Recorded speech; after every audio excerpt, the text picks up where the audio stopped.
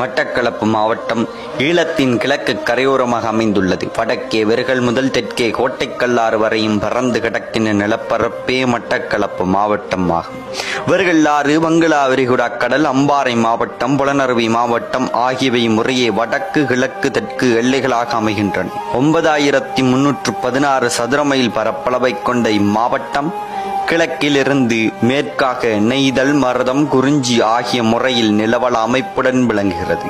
மட்டக்களப்பு நகரிலே தொடங்கி தெற்கு நோக்கி 30 மைல் நீளமுடையதாக மட்டக்களப்பு வாவி அமைந்துள்ளது.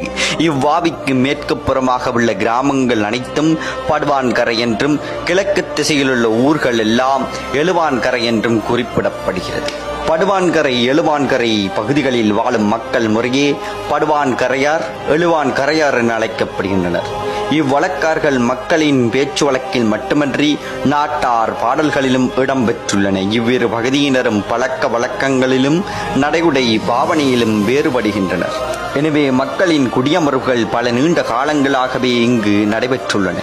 கிறிஸ்துவுக்கு பின் 455 குலோக்கோட்ட மன்னனின் படையெடுப்பும் கிழக்கு மாகாணத்தின் ஊடாகவே நடைபெற்றுள்ளது. அக்காலத்தில் பல வன்னியர் குலங்களும் இந்தியாவில் இருந்து வந்து குடியமர்ந்தனர். இதனால் உயர்ந்த வேளாள குடிகளும் இங்கே குடியேறி உணவு உற்பத்தியிலும் வேளாண்மை செய்கையிலும் ஈடுபட்டனர்.